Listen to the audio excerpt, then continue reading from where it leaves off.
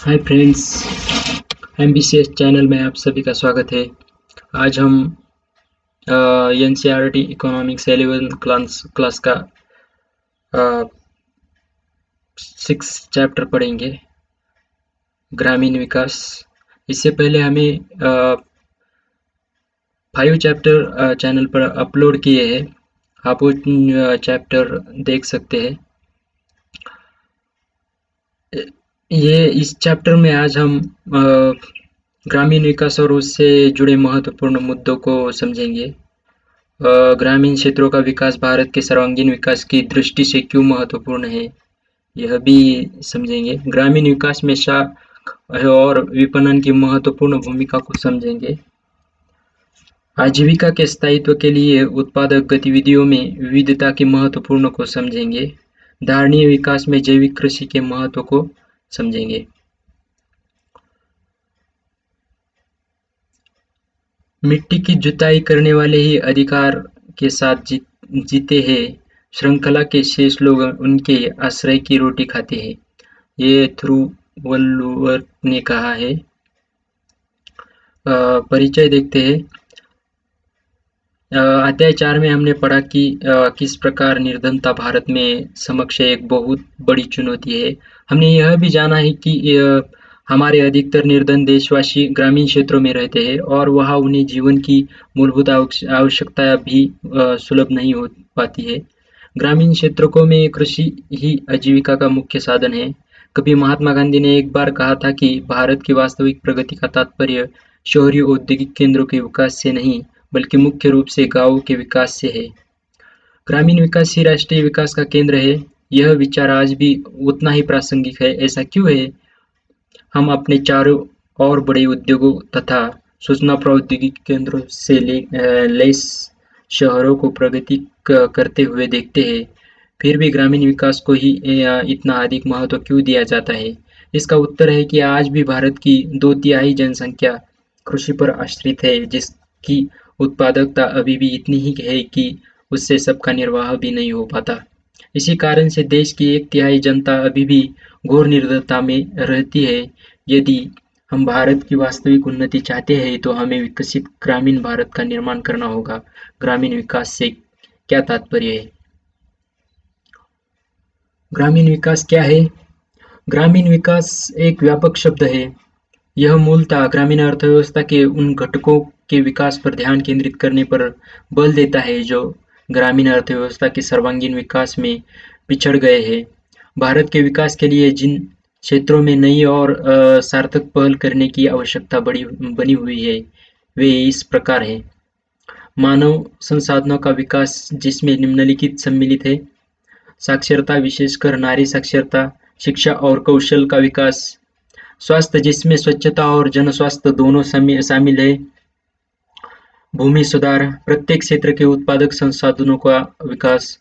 आधारिक संरचना का विकास, जैसे बिजली, सिंचाई, शाख, विपणन, परिवहन सुविधाएं, ग्रामीण सड़कों के निर्माण सहित राजमार्ग की पोषक सड़कें बनाना, कृषि अनुसंधान विस्तार और सूचना प्रसार की सुविधाएं, निर्धनता निवारण और समाज के कमजोर वर्गों की जीवन दशाओं में महत्वपूर्ण सुधार के विशेष उपाय, जिसमें उत्पादक रोजगार के अवसर उपलब्ध कराने पर विशेष ध्यान दिया जाना चाहिए। इसका अर्थ होगा कि ग्रामीण क्षेत्र के लोग जो कृषि एवं गैर कृषि गतिविधियों में संलग्न हैं, उन्हें उत्पादकता बढ़ाने में विशेष सहायता देनी होगी। गैर कृषि उत्पादक क्रियाकलापों जैसे खाद्य प्रसंस्करण, स्वास्थ्य सुविधाओं की अधिक उपलब्धता, घर और कार्यस्थल पर स्वच्छता संबंधी सुविधाएं तथा सभी के लिए शिक्षा को सर्वोच्च वरीयता, ताकि तीव्र ग्रामीण विकास हो सके। हमने पिछले अध्याय में यह भी देखा है कि यद्यपि सकल घरेलू उत्पादन में कृषि क्षेत्र का योगदान कम हो रहा है, किंतु कृषि पर आश्रित जनसंख्या अनुपात में कोई महत्वपूर्ण परिवर्तन, अवसर के अवसरों के अभाव और अनियत रोजगार में वृद्धि आदि के कारण भी ग्रामीण विकास में बाधाएं आ रही है। इन सभी परिघटनाओं के प्रभाव की झलक देश के किसानों में बढ़ती हुई दुर्दशा और असहायता के रूप में देखा जा सकता है। 2007 से 12 के दौरान कृषि उत्पादन 3.2% की दर से बढ़ा है। इसी परिप्रेक्ष्य में हम ग्रामीण भारत के साख और विपणन व्यवस्था, कृषि गतिविधियों के स्वरूप में विविधता तथा धारणीय विकास को बढ़ावा देने में जैविक कृषि की भूमिका आदि महत्वपूर्ण आयामों पर आलोचनात्मक चर्चा करेंगे।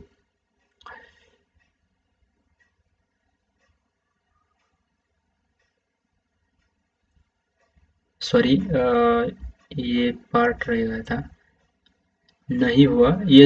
यही नहीं, ये नए सुधार कार्यक्रम के अ, क्रियान्वयन के बाद तो 1991 से 2012 में कृषि की समृद्धि दर घटकर 3% ही रह गई, जो पिछले वर्षों से भी कम है।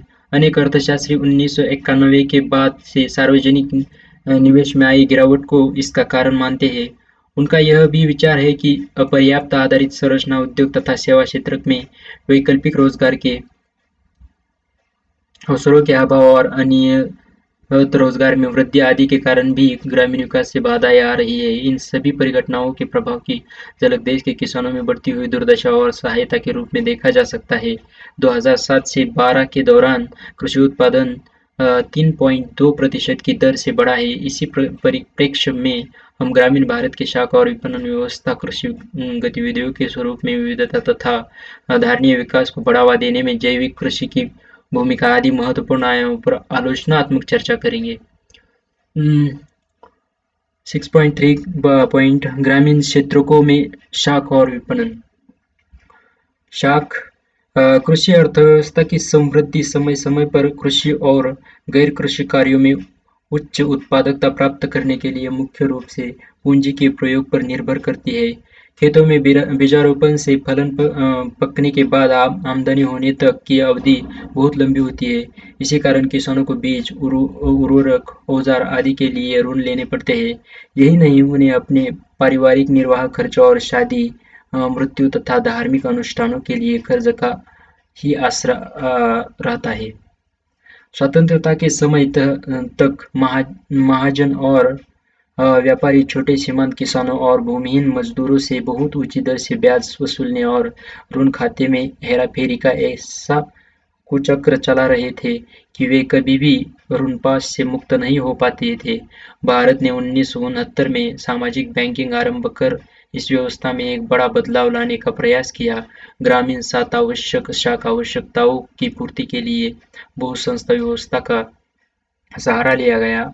आगे चलकर 1982 में राष्ट्रीय कृषि और ग्रामीण विकास बैंक नाबार्ड की स्थापना की गई। यह बैंक संपूर्ण ग्रामीण वित्त व्यवस्था के समन्वय के लिए एक शीर्ष संस्थान है। हरित क्रांति ने भी ग्रामीण शाख व्यवस्था में बहुत बड़े परिवर्तन का सूत्रपात किया है, क्योंकि इसने ग्रामीण विकास के विभिन्न घटकों को उत्पादक ऋणों की ओर उन्मुख कर विविधता प्रदान की। आज ग्रामीण बैंक की संस्थागत संरचना में अनेक बहु-एजेंसिया संस्थान जैसे व्यावसायिक बैंक, क्षेत्रीय ग्रामीण बैंक, आरआरबी, सहकारी तथा भूमि विकास बैंक सम्मिलित है। ये सस्ती ब्याज दरों पर पर्याप्त ऋण की पूर्ति करना चाहती है। हाल ही में औपचारिक शाख व्यवस्था में रह गई कमियों को दूर करते हुए स्वयं सहायता समूह एसएचजी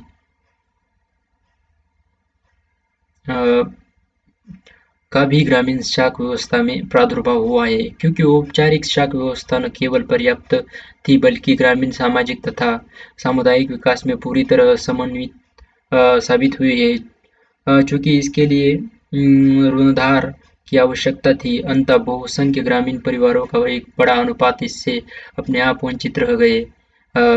अपने प्रत्येक सदस्य में न्यूनतम अंशदान द्वारा सदस्यों में कम अनुपात में मितव्ययिता की भावना बढ़ाता है। यहाँ पर चार्ट दिया है एक निर्धन महिलाओं का बैंक। केरल प्रांत में महिलाओं की ओर उन्मुख एक निर्धनता निवारक सामुदायिक कार्यक्रम चलाया जा रहा है। इसका नाम कुटुम्बश्री है। 1995 में सरकारी बचत एवं साख सोसाइटी के रूप में गरीब महिलाओं के लिए एक बचत बैंक की स्थापना की गई थी। इस बचत एवं साख सोसाइटी ने छोटी-छोटी बचतों को मिलाकर 1 करोड़ रुपए की विशाल राशि एकत्र कर ली। इसे अब सदस्य संख्या और संगठित बचत के आधार पर एशिया का विशालतम अनौपचारिक बैंक माना जाता है। सोर्स ये दिया है www.kudum भानुश्री.com से। इस प्रकार एकत्र राशि में से जरूरतमंद सदस्यों को ऋण दिया जाता है। उस ऋण की राशि छोटी-छोटी आसान किस्तों में लौटाई जाती है। ब्याज की दर भी उचित रखी जाती है। मार्च 2003 के अंत तक लगभग 7 लाख शाख प्रदान करने वाले स्वयं सहायता समूह देश के अनेक भागों में कार्य कर रहे थे। इस प्रकार की शाख उपलब्धता को अतिलघु शाख कार्यक्रम भी कहा जाता है। इस प्रकार से स्वयं सहायता समूहों ने महिलाओं के सशक्तिकरण में सहायता की है। इन ऋण सुविधाओं का प्रयोग किसी न किसी प्रकार के उपभोग के लिए ही हो रहा है। कर्जदार उत्पादन उद्देश्य के लिए वे क्यों नहीं करते हैं? ग्रामीण बैंकिंग एक आलोचनात्मक मूल्यांकन। बैंकिंग व्यवस्था के त्वरित प्रसार का ग्रामीण कृषि और गैर-कृषि उत्पादन, आय और रोजगार पर सकारात्मक प्रभाव रहा है। विशेष रूप से हरित क्रांति के बाद से किसानों को शाख सेवाएं और सुविधाएं देने तथा उनकी उत्पादन आवश्यकताओं की पूर्ति के लिए अनेक प्रकार के ऋण देने में इन्होंने सहायता दी है। अब तो अकाल बीते युग की बात हो गई है। हम खाद्य सुरक्षा की उस मंजिल पर पहुंच चुके हैं कि हमारे अपने सुरक्षित भंडार भी बहुत पर्याप्त माने जा रहे हैं, किंतु अभी भी हमारी बैंकिंग व्यवस्था उचित नहीं बन पाई है। संभवतः व्यावसायिक बैंकों को छोड़कर अन्य सभी औपचारिक संस्थाएं जमा प्रवाह की संस्कृति को विकसित नहीं कर पाई है। नए सही ऋण चाहने वालों को ऋण दे पाती है और नहीं इनकी कोई प्रभावपूर्ण ऋण वसूली व्यवस्था बन पाई है। कृषि ऋणों की वसूली नहीं हो पाने की समस्या बहुत गंभीर है। कृषि ऋण का भुगतान न कर पाने वालों की संख्या में लगातार वृद्धि हुई है। किसान ऋण का भुगतान करने में क्यों असफल रहे हैं? स्पष्ट है कि किसान बड़े पैमाने पर ऋण अदा करने से इनकार कर रहे हैं। इसका क्या कारण हो सकता है? इसलिए सुधारों के बाद से बैंकिंग क्षेत्र के प्रसार एवं उन्नति में कमी हुई है। स्थिति में सुधार लाने के लिए यह बैंकों को अपनी कार्यप्रणाली में बदलाव लाने की जरूरत है, ताकि वे केवल ऋणदाता और ऋण लेने वालों के बीच में एक सेतु का काम करें।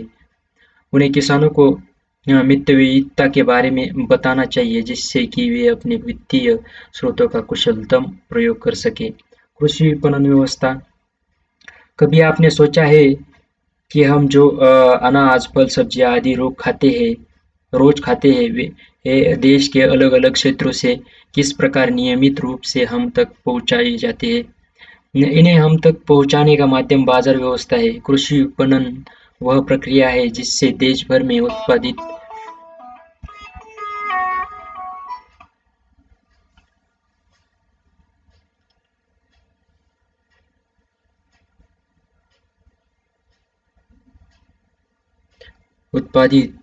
कृषि कृषि विपणन वह प्रक्रिया है जिससे देश भर में उत्पादित कृषि पदार्थों का संग्रह, भंडारण, प्रसंस्करण, परिवहन, पैकिंग, वर्गीकरण और वितरण आदि किया जाता है।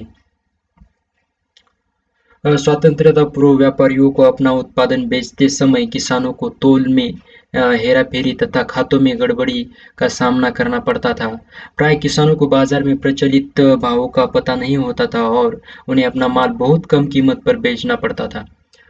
उनके पास अपना माल रखने के लिए अच्छी भंडारण सुविधाएं नहीं होती थी। अंततः वे अच्छे दाम मिलने तक माल की बिक्री को स्थगित नहीं कर पाते थे। क्या आप जानते हैं कि आज भी 10% से अधिक कृषि उत्पादन भंडारक सुविधाओं के अभाव के कारण क्षतिग्रस्त हो रहा है? इसलिए सरकार को निजी व्यापारियों को नियंत्रित करने के लिए बाजार में हस्तक्षेप करने को बाध्य होना पड़ा है। आइए हम कृषि विपणन के विभिन्न पहलुओं को सुधारने के लिए किए गए 4 प्रमुख उपायों को विस्तारपूर्वक समझने का प्रयास करें। पहला कदम व्यवस्थित एवं पारदर्शी विपणन की दशाओं का निर्माण करने के लिए बाजार का नियमन करना था। इस नीति से बहुत दूर तक कृषक और उपभोक्ता दोनों ही वर्ग लाभान्वित हुए हैं। हालांकि लगभग 27,000 ग्रामीण क्षेत्रों में अनियमित मंडियों को विकसित किए जाने की आवश्यकता है, ताकि ग्राम्य क्षेत्रों में मंडियों की वास्तविक क्षमताओं का लाभ उठाना पाना संभव हो। दूसरा महत्वपूर्ण उपाय सड़कों, रेल मार्गों, भंडार गृहों, गोदामों, शीतगृहों और प्रसंस्करण इकाइयों के रूप में भौतिक आधारिक संरचनाओं का प्रावधान किया जाता है। किंतु अभी तक वर्तमान आधारिक सुविधाएं बढ़ती मांग को देखते हुए नितांत पर्याप्त सिद्ध हुए हैं, जिन्हें सुधारने की आवश्यकता है। सरकार के तीसरे उपाय में सरकारी विपणन द्वारा किसानों को अपने उत्पादों का उचित मूल्य सुलभ करना है। गुजरात तथा देश के अन्य कई भागों में दुग्ध उत्पादन सहकारी समितियों ने ग्रामीण अंचलों के सामाजिक तथा आर्थिक परिदृश्य का कायाकल्प कर दिया है, किंतु अभी भी कुछ स्थानों पर सहकारिता आंदोलन में कुछ कमियां दिखाई देती है। इनके कारण है सभी कृषकों को सहकारिताओं में शामिल नहीं कर पाना, विपणन और प्रसंस्करण सहकारी समितियों के बीच संबंध सूत्रों का नहीं होना और अकुशल वित्तीय प्रबंधन। चौथे उपाय के अंतर्गत नीतिगत साधन है, जैसे कृषि उत्पादों के लिए न्यूनतम समर्थन कीमत सुनिश्चित करना, भारतीय खाद्य निगम द्वारा गेहूं और चावल के सुरक्षित भंडार की रख-रखाव, और सार्वजनिक वितरण प्रणाली, राशन व्यवस्था के माध्यम से खाद्यान्नों और चीनी का वितरण। इन साधनों का ध्येय क्रमशः किसानों को उपज के उचित दाम मिलना तथा गरीबों को सहायक युक्त सब्सिडाइज्ड कीमत पर वस्तुएं उपलब्ध कराना रहा है। यद्यपि सरकार के इन सभी प्रयासों के बाद भी आज तक कृषि मंडियों पर निजी व्यापारियों, साहूकारों, ग्रामीण राजनीतिज्ञ, सामंतों, बड़े व्यापारियों तथा अमीर किसानों का वर्चस्व बना हुआ है। इसके लिए जरूरी है कि सरकार की मध्यस्थता, खासकर जब कृषि उत्पाद बड़े हिस्से पर निजी क्षेत्र का नियंत्रण होता है। सरकारी संस्थाएं और सहकारिताएं सकल कृषि उत्पादन के मात्र 10% अंश के आदान प्रदान में सफल हो पा रही है। शेष अभी भी निजी व्यापारियों के हाथों में ही है। सरकार की मध्यस्थता ने कृषि विपणन व्यवस्था को अनेक रूपों में प्रभावित किया है। वैश्वीकरण के इस युग में कृषि के त्वरित कुछ विद्वानों का कहना है कि किसानों की आय बढ़ाने के लिए कृषि का व्यवसायीकरण हो, बशर्ते कि इसमें सरकार की मध्यस्थता न हो। इसके बारे में आपकी क्या राय है? वैकल्पिक क्रय विक्रय माध्यमों का प्रादुर्भाव। अब यह बात सभी अनुभव कर रहे हैं कि यदि किसान स्वयं उपभोक्ता को अपना उत्पादन बेच सके तो उसे अधिक आय प्राप्त होगी। पंजाब, हरियाणा और राजस्थान में अपनी मंडी, पुणे ही हड़पसार मंडी, आंध्र प्रदेश और तेलंगाना की रायतुबाज नामक फल सब्जी मंडियां तथा तमिलनाडु की उजावर मंडी के कृषक बाजार इस प्रकार से विकसित हो रहे हैं। वैकल्पिक क्रय विक्रय माध्यम के कुछ उदाहरण हैं। ये सब कुछ वैकल्पिक विपणन संरचनाओं के उदाहरण हैं। यही नहीं, अनेक राष्ट्रीय बहुराष्ट्रीय त्वरित खाद्य पदार्थ फास्ट फूड बनाने वाली कंपनियां भी अब किसानों के साथ कृषि उत्पादन की खेती, फल सब्जियों के लिए उत्पादकों से अनुबंध कर रही है। यह किसानों को उचित बीज तथा अन्य आगत तो उपलब्ध कराती ही है, उन्हें पूर्व निर्धारित कीमतों पर माल खरीदने का आश्वासन भी देती है। यह कहा जाता है कि ऐसी व्यवस्थाएं किसानों की कीमत विषयक आशंकाओं और जोखिमों का निवारण करेगी। साथ ही इनसे कृषि पदार्थों के बाजारों का भी विस्तार होगा। क्या इस प्रकार की व्यवस्था से छोटे किसानों की आय में वृद्धि होगी? पॉइंट 6.5 उत्पादक गतिविधियों का विविधीकरण। विविधीकरण के दो पहलू हैं। एक पहलू तो फसलों के उत्पादन की प्रणाली में परिवर्तन से संबंधित है।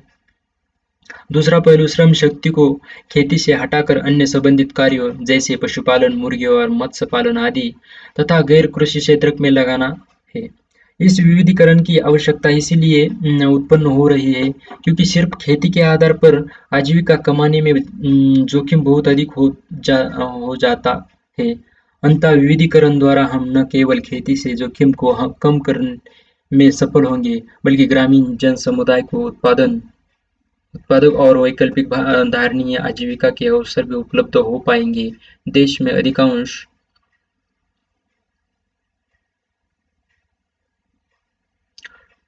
यहाँ पर एक बहुत ही अच्छा चित्र दिया है। गुड़ निर्माण कृषि क्षेत्र का एक संबंध क्रियाकलाप है।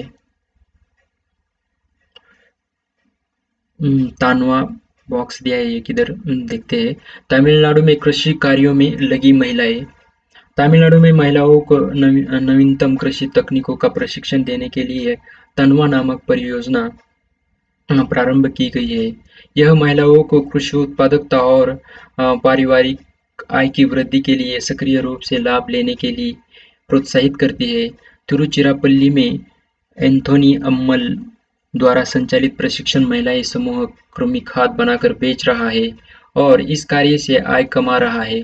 अनेक कृषक महिला समूह अतिलघु साख व्यवस्था का सहारा लेकर अपने सदस्यों के बचतों को बढ़ावा देने में सक्रिय है। इस प्रकार संचित बचत का प्रयोग करें। वे पारिवारिक कुटीर उद्योग गतिविधियां जैसे मशरूम की खेती, साबुन तथा गुड़िया बनाने आदि अनेक प्रकार के आय बढ़ाने वाले कार्यों को प्रोत्साहित कर रहे हैं। कृषि रोजगार खरीफ की फसल से जुड़ा रहता है, किंतु रबी की फसल के मौसम में तो जहाँ पर्याप्त सिंचाई सुविधाएं नहीं है, उन क्षेत्रों में लाभप्रद रोजगार दुर्लभ हो जाता है। अतः अन्य प्रकार के उत्पादक और बालप्रद गतिविधियों में प्रसार के माध्यम से ही हम ग्रामीण जन समुदाय को अधिक आय कमाकर गरीबी तथा अन्य विषय परिस्थितियों का सामना करने में समर्थ बना पाएंगे। अतः जरूर संबंध गतिविधियों, गैर कृषि रोजगार तथा अन्य वैकल्पिक आजीविका स्रोतों के विकास पर ध्यान देने की है। वैसे अब ग्रामीण क्षेत्रों में अनेक नए धारणीय उपजीविका विकल्पों का विकास हो रहा है। कृषि क्षेत्र पर तो पहले ही ही से बहुत बोझ है, अतः बढ़ती हुई श्रम शक्ति के लिए अन्य गैर कृषि कार्यों में वैकल्पिक रोजगार के अवसरों की आवश्यकता है। गैर कृषि अर्थतंत्र में अनेक घटक होते हैं। कुछ घटकों में पर्याप्त गतिशील अर्थ संबंध होते हैं और उनमें स्वस्थ समृद्धि की संभावनाएं रहती है, किंतु अनेक घटक तो निम्न उत्पादकता वाले निर्वाह मात्र की व्यवस्था कर पाते हैं। गतिशील उपघटकों में कृषि प्रसंस्करण उद्योग, खाद्य प्रसंस्करण उद्योग, चर्म उद्योग तथा पर्यटन आदि सम्मिलित है। कुछ ऐसे क्षेत्र भी है जिनमें संभावनाएं तो विद्यमान है, पर जिनके लिए संरचनात्मक सुविधाएं तथा अन्य सहायक कार्यों का नितांत अभाव है। इस वर्ग में हम परंपरागत गृह उद्योगों को रख सकते हैं, जैसे मिट्टी के बर्तन बनाना, शिल्प कलाएं, हथकरघा, भारत में मुर्गी पालन का वितरण और पशुधन 2012, शुअर 1%, अन्य 1%, मुर्गी पालन 58%, मवेशी और भैंस 24%, भेड़िया और बकरियां 16%। ये report department of animal husbandry से है, 2010-11 का रिपोर्ट है।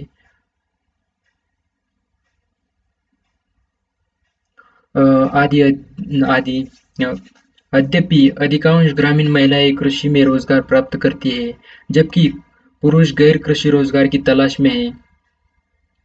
किंतु हाल के वर्षों में ग्रामीण महिलाएं भी गैर कृषि कार्यों की ओर अग्रसर होने लगी है। पशुपालन, भारत के किसान समुदाय प्राय मिश्रित कृषि पशुधन व्यवस्था का अनुसरण करते हैं। इसमें गाय, भैंस, बकरियां और मुर्गी, बत्तख आदि बहुतायत में पाई जाने वाली प्रजातियां हैं। मवेशियों के पालन से परिवार की आय में अधिक स्थिरता आती है। साथ ही खाद्य सुरक्षा, परिवहन, ईंधन, पोषण आदि की व्यवस्था भी परिवार की अन्य खाद्य उत्पादक कृषक गतिविधियों में अवरोध के बिना प्राप्त हो जाती है। आज पशुपालन क्षेत्र देश के 7 करोड़ छोटे व सीमांत किसानों और भूमिहीन श्रमिकों को आजीविका कमाने के वैकल्पिक साधन सुलभ कर रहा है। इस क्षेत्र में महिलाएं भी बहुत बड़ी संख्या में रोजगार पा रही है। चार्ट नंबर 6.1 में भारत में पशुधन का वितरण दिखाया गया है। इसमें सबसे बड़ा अंश 58% तो मुर्गी पालन का है। अन्य पशुओं में ऊंट, गधे, घोड़े आते हैं। सबसे निम्न स्तर खच्चरों तथा टट्टुओं का है। 2012 में भारत में 300 मिलियन मवेशी थे, उनमें से 108 मिलियन भैंसें थीं। पिछले 3 दशकों में भारत के डेयरी उद्योग ने बहुत शानदार प्रगति दिखाई है। 1951 से 2014 की अवधि में देश में दुग्ध उत्पादन 8 गुना से अधिक बढ़ गया है। इसका मुख्य श्रेय ऑपरेशन फ्लड दूध की बाढ़ को दिया जाता है। यह एक ऐसी प्रणाली है जिसके अंतर्गत सभी किसान अपना विक्रय योग्य दूध एकत्रित कर उसकी गुणवत्ता के अनुसार प्रसंस्करण करते हैं और फिर उसे शहर केंद्रों में सहकारिताओं के माध्यम से बेचा जाता है। जैसा कि पहले बताया गया था, गुजरात प्रदेश ने दुग्ध सहकारिताओं का एक विलक्षण प्रतिमान विकसित किया है। देश के अन्य अनेक प्रांतों में उसी का अनुकरण किया जा रहा है। अब मांस, अंडे तथा ऊन आदि भी उत्पादन क्षेत्र की विविधीकरण की दृष्टि से महत्वपूर्ण सह उत्पादन सिद्ध हो रहा है। मत्स्य पालन, मछुआरे के समुदाय तो प्रत्येक जलागार को माँ या दाता मानते हैं। सागर, महासागर, सरिताएं, झीलें, प्राकृतिक तालाब, प्रवाह आदि सभी जलागार मछुआरों के समाज के लिए निश्चित जीवन दीपक स्रोत बन जाते हैं। भारत में बजटीय प्रावधानों में वृद्धि और मत्स्य पालन एवं जल कृषि में नवीन प्रौद्योगिकी के प्रवेश के बाद से मत्स्य उद्योग ने विकास की नई मंजिलें तय की है। आजकल देश के समस्त मत्स्य उत्पादन का 64% अंतर्वर्ती क्षेत्रों से तथा 36% महासागरीय क्षेत्रों से प्राप्त हो रहा है। यह मत्स्य उत्पादन सकल घरेलू उत्पादन का 0.8% है। मत्स्य उत्पादकों में प्रमुख राज्य पश्चिम बंगाल, केरल, गुजरात, महाराष्ट्र और तमिलनाडु है। मछुआरों के परिवारों का एक बड़ा हिस्सा निर्धन है। इस वर्ग में प्राप्त निम्न रोजगार, निम्न प्रति व्यक्ति आय, अन्य कार्यों की ओर श्रम के प्रवाह का अभाव, उच्च निरक्षरता दर तथा गंभीर ऋणग्रस्तता इन मछुआरा समुदाय से आजकल जूझ रहे हैं। यद्यपि महिलाएं मछलियां पकड़ने के काम में नहीं लगी है, पर 60% निर्यात और 40% आंतरिक मत्स्य व्यापार का संचालन उन्हीं के हाथों में है। विपणन के लिए आवश्यक पूंजी जुटाने में मछुआरा समुदाय की महिलाओं की सहायता के लिए सहकारिताओं और स्वयं सहायता समूहों के माध्यम से साख सुविधाओं का विस्तार किए जाने की आवश्यकता अब अनुभव हो रही है। उद्यान विज्ञान, बागवानी, प्रकृति ने भारत को ऋतुओं और मृदा की विविधता से संपन्न किया है। भारत में मुर्गी पालन का पशुधन में सबसे अधिक भाग है। यहाँ पर चित्र दिखा है पोल्ट्री का। ग्रामीण परिवार में महिलाएं मधुमक्खी पालन को एक उद्यम क्रिया के रूप में ले सकती है, ये व्यवसाय कर सकती है, ऐसा बताया है। उसी के आधार पर भारत ने अनेक प्रकार के बागान उत्पादों को अपना लिया है।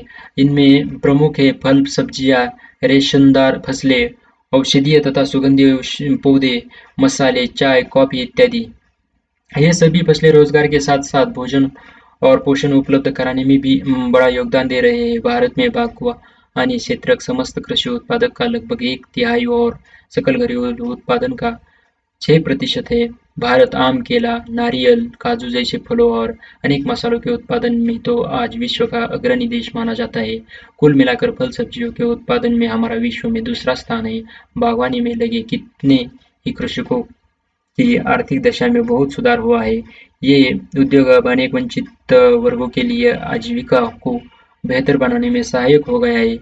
पुष्परोपण, पौधशाला की देखभाल, संकरण बीजों का उत्पादन, ऊतक संवर्धन, फल फूलों का संवर्धन और खाद्य प्रसंस्करण ग्रामीण महिलाओं के लिए अब अधिक आय वाले रोजगार बन गए हैं। यद्यपि संख्या बल की दृष्टि से तो हमारा पशुधन बहुत ही प्रभावशाली दिखाई देता है, पर अन्य देशों की तुलना में उसके उत्पादक का स्तर बहुत ही न्यून है। यहाँ भी पशुओं की नस्ल सुधारने तथा उत्पादक वृद्धि के लिए नए उन्नत प्रौद्योगिकी का प्रयोग किया जाना चाहिए। छोटे व सीमांत किसानों और भूमिहीन श्रमिकों को बेहतर पशुधन उत्पादन के माध्यम से भी धारणीय रोजगार विकल्प का स्वरूप प्रदान किया जा सकता है। मछली पालन में पहले से ही पर्याप्त वृद्धि हो चुकी है, तथापि मछली पालन के आधिक्य से संबंधित प्रदूषण की समस्या को नियमित और नियंत्रित करना आवश्यक है। मछुआरा समुदाय के कल्याण कार्यों की इस प्रकार पुनर्रचना करनी होगी कि उनके लाभ दीर्घकालिक हो और आजीविका का साधन बन सके। बागवानी एक धारणीय रोजगार विकल्प के रूप में उभरा है और इसे महत्वपूर्ण प्रोत्साहन दिया जाना चाहिए। इसे और बढ़ावा देने के लिए बिजली, शीतगृह व्यवस्था, विपणन माध्यमों के विकास, लघु स्तरीय प्रसंस्करण इकाइयों की स्थापना और प्रौद्योगिकी के उन्नयन और प्रसार के लिए आधारिक संरचनाओं में निवेश की आवश्यकता है। अन्य रोजगार आजीविका विकल्प सूचना प्रौद्योगिकी अन्य रोजगार आजीविका विकल्प सूचना और प्रौद्योगिकी ने भारतीय अर्थव्यवस्था के अनेक क्षेत्रों में क्रांतिकारी परिवर्तन ला दिया है। 21वीं शताब्दी में देश में खाद्य सुरक्षा और धारणीय विकास में सूचना प्रौद्योगिकी निर्णायक योगदान दे सकती है। सूचनाओं और उपयुक्त सॉफ्टवेयर का प्रयोग कर सरकार सहज ही खाद्य सुरक्षा की आशंका वाले क्षेत्रों का समय रहते पूर्वानुमान लगा सकती है।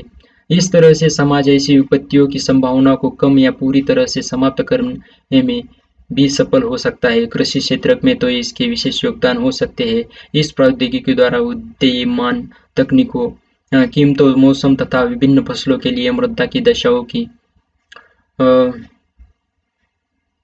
उपयुक्तता की जानकारी का प्रसारण हो सकता है। यहाँ पर एक बॉक्स दिया है, सांसदों द्वारा गांव की दत्तक ग्रहण। अक्टूबर 2014 में भारत सरकार ने सांसदों के निर्वाचन क्षेत्रों से सांसद आदर्श ग्राम योजना SAGY नामक एक नई योजना की शुरुआत की। इस योजना के तहत भारत के सांसदों को एक गांव की पहचान करने और विकसित करने की जरूरत है। शुरू करने के लिए सांसद वर्ष 2016 तक एक मॉडल गांव के रूप में एक गांव को विकसित कर सकते हैं और 2019 तक 2 और गांव विकसित करने हैं। भारत में 2500 से अधिक गांवों को सम्मिलित करने की योजना है। योजना के मुताबिक गांव के मैदानी इलाकों में 3000 से 5000 और पहाड़ी इलाकों में 1000 से 3000 की आबादी हो सकती है और सांसदों का खुद का या अपने पति पत्नी का गांव नहीं होना चाहिए। सांसदों द्वारा एक गांव की विकास योजना की उम्मीद कर रहे हैं कि वो ग्रामीणों को गतिविधियों को लेने के लिए प्रेरित करने और स्वास्थ्य, पोषण और शिक्षा के क्षेत्रों में बुनियादी ढांचे का निर्माण करने के लिए प्रेरित करेंगे। विश्व में जैविक भोजन का यहाँ पर चार्ट दिया है। विश्व में जैविक भोजन की लोकप्रियता बढ़ रही है। अनेक देश अब तक खाद्य उत्पादन व्यवस्था का 10% जैविक कृषि द्वारा उत्पन्न करते हैं। अनेक खुदरा व्यापार श्रृंखलाएं और सुपर बाजार अब जैविक खाद्य पदार्थों की बिक्री के आधार पर हरी स्थिति प्रमाण चिन्हों से अलंकृत हो चुके हैं। साथ ही जैविक खाद्य पदार्थों की कीमत परंपरागत पदार्थों की तुलना में 10 से 100% तक अधिक होती है।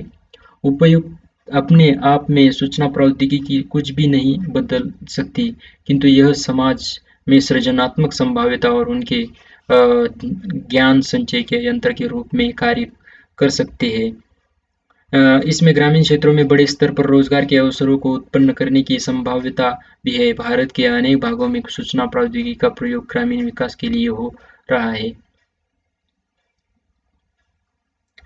धारणीय विकास और जैविक कृषि 6.6 कुछ वर्षों से रासायनिक उर्वरकों और कीटनाशकों के हमारे स्वास्थ्य पर हो रहे हानिकारक प्रभावों के विषय में जागरूकता का प्रसार हुआ है।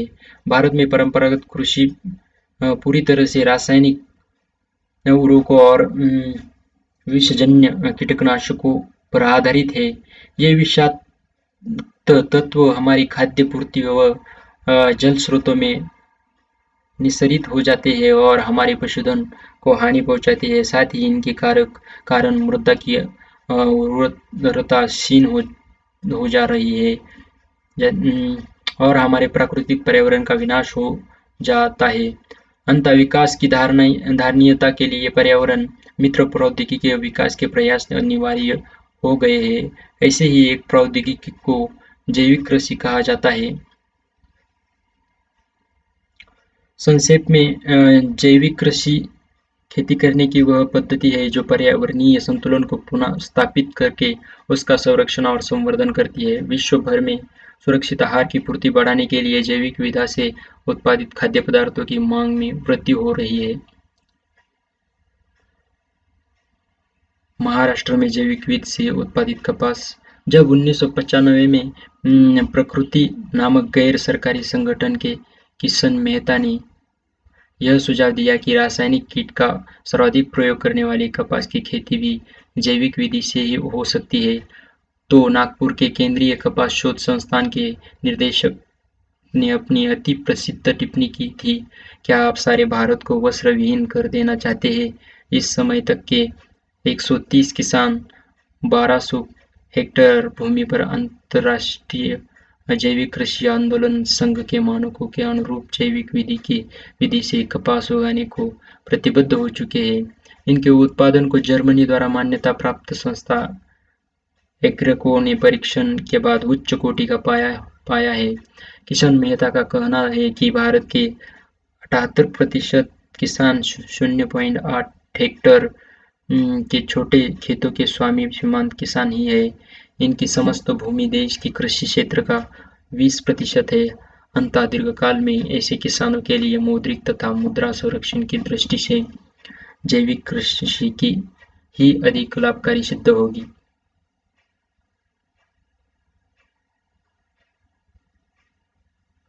यहाँ पर सोच दिया है फ्रंटलाइन जो 29/29/2005 में प्रकाशित लाइला बाबदम लेख ए ग्रीन अल्टरनेटिव से उद्धत।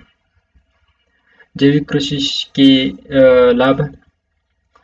जैविक कृषि महंगे आगतों, संकरण बीजों, रासायनिक उर्वरकों, कीटनाशकों के स्थान पर स्थानीय रूप से बने जैविक आगतों के प्रयोग पर निर्भर होती है। यह आगत सस्ते रहते हैं और इसी कारण इन पर निवेश से प्रतिफल अधिक मिलता है। विश्व बाजारों में जैविक कृषि उत्पादों की बढ़ती हुई मांग के कारण इनके निर्यात से भी अच्छी आय हो सकती है। अनेक देशों में हुए अध्ययनों से सिद्ध हुआ है कि रासायनिक आगतों से उत्पादित खाद्य की तुलना में जैविक विधि से उत्पादित भोज्य पदार्थों में पोषक तत्व भी अधिक होते हैं। अंततः जैविक कृषि हमें अधिक स्वास्थ्यकर भोजन उपलब्ध कराती है। चूंकि जैविक कृषि में श्रम लागतों का प्रयोग परंपरागत कृषि की अपेक्षा अधिक होता है, अंततः भारत जैसे देश में यह अधिक आकर्षक होगा। अंततः ये उत्पादन विषाक्त रसायनों से मुक्त तथा पर्यावरण की दृष्टि से धारणीय विधियों द्वारा उत्पादित होता है। जैविक कृषि की लोकप्रियता के लिए नई विधियों का प्रयोग करने में किसानों की इच्छाशक्ति और जागरूकता आवश्यक है। जैविक कृषि संवर्धन के लिए उपयुक्त नीतियों के अभाव के साथ साथ उनके विपणन की समस्या पर भी ध्यान देने की आवश्यकता है। ये समस्याएं इस विधि को प्रोत्साहन देने में बाधक है।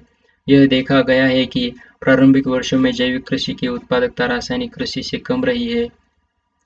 अंततः बहुत बड़े स्तर पर छोटे और सीमांत किसानों के लिए इसे अपनाना कठिन होगा।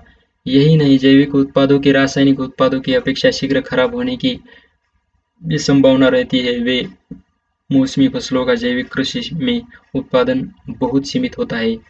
फिर भी जैविक कृषि धारणीय कृषि के विकास में सहायक है और भारत तो निश्चय ही घरेलू और अंतरराष्ट्रीय बाजारों के लिए इनका उत्पादन कर लाभान्वित हो सकता है। क्या आप बता सकते हैं कि खाद्य तथा गैर खाद्य वस्तुओं का जैविक कृषि विधि का उपयोग कर उत्पादन करना सस्ता होगा? निष्कर्ष। एक बात तो स्पष्ट हो चुकी है कि जब तक कोई चमत्कारी परिवर्तन नहीं होगा, ग्रामीण क्षेत्र में पिछड़ापन बना रहेगा। आज ग्रामीण क्षेत्रों को अनेक प्रकार के उत्पादन कार्यों की ओर उन्मुख कर वहाँ एक नया उत्साह और स्फूर्ति का संचार करना आवश्यक हो गया है।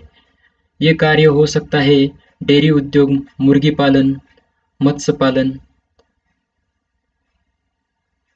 फल सब्जी उत्पादन और ग्रामीण उत्पादन केंद्रों, शहरी बाजारों, विदेशी निर्यात बाजारों सहित के बीच संपर्क सूत्रों की रचना। इस प्रकार कृषि उत्पादक में लगे निवेश पर अधिक प्रतिलाभ अर्जित करना संभव हो पाएगा। यही नहीं, आधारित संरचना जैसे शाख एवं विपणन, कृषक हित नीतियाँ तथा कृषक समुदायों एवं राज्य कृषि विभागों के बीच निरंतर संवाद और समीक्षा इस क्षेत्र की पूर्ण क्षमता को प्राप्त करने में सहायक है। आज हम पर्यावरण और ग्रामीण विकास को दो पृथक पृथक विषय मानकर व्यवहार नहीं कर सकते। नई पर्यावरण मित्र प्रौद्योगिकी विकल्पों के आविष्कार या प्राप्ति की भी आवश्यकता है ताकि विभिन्न परिस्थितियों का सामना होने पर भी हम धारणीय विकास की ओर अग्रसर हो पाए। इन विकल्पों में से प्रत्येक ग्राम्य समुदाय अपनी स्थानीय परिस्थितियों के अनुरूप चयन कर सकता है। अतः हमारा पहला काम तो सभी उपलब्ध विधियों में से सर्वश्रेष्ठ की पहचान कर उसे चुनना ही होगा। तात्पर्य ग्रामीण विकास के प्रयोग की उन सफल कहानियों से है जो देश में विभिन्न क्षेत्रों में हो चुकी है, ताकि इस व्यावहारिक प्रशिक्षण प्रक्रिया को और गति प्रदान की जा सके। पुनरावर्तन: ग्रामीण विकास अपने आप में एक बहुत विस्तृत शब्द है, पर मूल रूप से इस सामाजिक आर्थिक विकास में पिछड़ रहे ग्रामीण क्षेत्रों के विकास की एक सुनियोजित कार्यविधि माना जा सकता है। ग्रामीण क्षेत्रों की वास्तविक संभाव्यता को पाने के लिए बैंकिंग, विपणन, भंडारण, परिवहन, संचार आदि की आधारिक संरचना के परिणाम और गुणवत्ता को सुधारना होगा। पशुपालन, मत्स्य पालन और अनेक गैर कृषि कार्यों को अपनाया जाना चाहिए। इस विविधीकरण से न केवल कृषि के जोखिम कम होने बल्कि साथ ही हमारे विशाल ग्रामीण जन समुदाय को उत्पादन धारणीय आजीविका के नए विकल्प भी सुलभ हो पाएंगे। पर्यावरणीय कृषि दृष्टि से धारणीय उत्पादन प्रक्रिया के रूप में जैविक कृषि का महत्व निरंतर बढ़ रहा है। इसे और प्रोत्साहित किया जाना चाहिए। तो यहाँ पर दोस्तों ये चैप्टर खत्म एंड होता है। यहाँ पर क्वेश्चन दिए है नीचे, ये आप पढ़ लीजिए और इसका आंसर इसमें से सर्च करने का प्रयास कीजिए। Thank you so much for watching this video. This video को शेयर करिए, लाइक करिए और सब्सक्राइब करिए। Thank you.